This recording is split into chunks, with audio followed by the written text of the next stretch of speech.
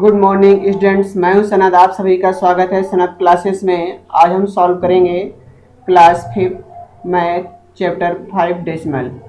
चलिए सबसे पहले आज हम प्लेस वैल्यू चार्ट सीख लेते हैं। वैसे भी आपने सीख चुका होगा place value chart, decimal place value chart. तो सबसे पहले हम डेसिमल प्लेस वैल्यू चार्ट सीखेंगे। तो चलिए आइए, वैसे ही है जैसे पहले हमने सीखा था। तो हमने यहाँ एक नंबर लिख दी पहले वंस, और लेफ्ट साइड टेंस, 100, 1000।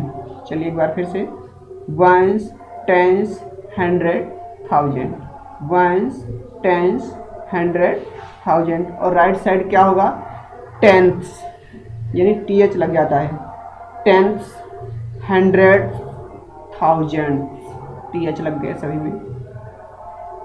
इसके बाद एक हम कोई नंबर ले लेते हैं, इनमें से चाहे जो नंबर ले लें।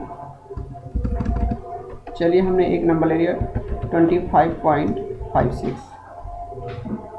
25 वंस, टेंस। 5 किसकी? वंस की है, और ये वैल्यू किसकी है? 2 टेंस की है। वंस, टेंस, टेंस में कितना है? 2, और वंस में कितना है? 5। इसके बाद अब डेसिमल के राइट साइड, वंस के बाद इधर की नंबर पूरी डेसिमल की होती है यहाँ। तो ये नंबर 5 किसकी होगी?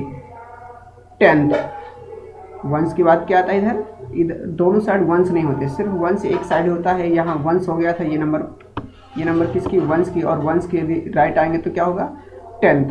तो ये नंबर किसकी है? टेंथ, 5। और इसके बाद ये टेंथ हो गया। 100 क्या है? 6, तो 6 हो गए।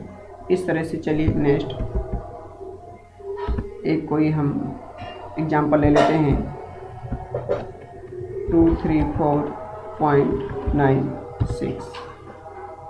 यहाँ लिखा है 234, 234.96। 2 कहाँ होगा? 100 में। Once, tense, 100। 2 किसकी वैल्यू? 100 की है। फिर से देख लें, वंस, टेंस, 100। तो 2 किसकी? 100 की है।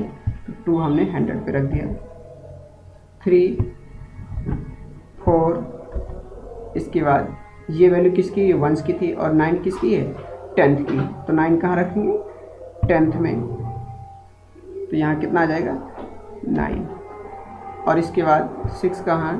100th में, ये 6 हो गया। इसके बाद यदि हम इसे एक्सपेंडेड फॉर्म में लिखना चाहें तो कुछ ऐसे होगा 200। चलिए देख लेते हैं, इसे हमें एक्सपेंडेड फॉर्म में लिखना है। चलिए यहाँ देखते हैं तो कितना हो गया? पहले 200, इसके बाद 30 प्लस 4, ये हो गया, प्लस इसके बाद अब हमें देखना है यहाँ कितना है? 234 हो गया 0.9। तो 9 किसकी वैल्यू है? टेंथ की। 9 किसकी वैल्यू है? टेंथ। चलिए तो यहाँ कितना हो जाएगा? 9/10। जो जिसकी वैल्यू उसी का यहाँ अपॉन होता है। 9/10 हो गया 10। इसका मतलब TH लग जाता है, इसका मतलब डिवाइड होता है। इसका मतलब क्या होगा? डिवाइड। इसके बाद प्लस यहाँ 6 दिया है, तो 6 किसकी वैल्यू है? 100th की। यहाँ देखो किसकी वैल्यू? 100 की। तो 6 में 100 का डिवाइड होगा, तो 6 डिवाइड बाई 100।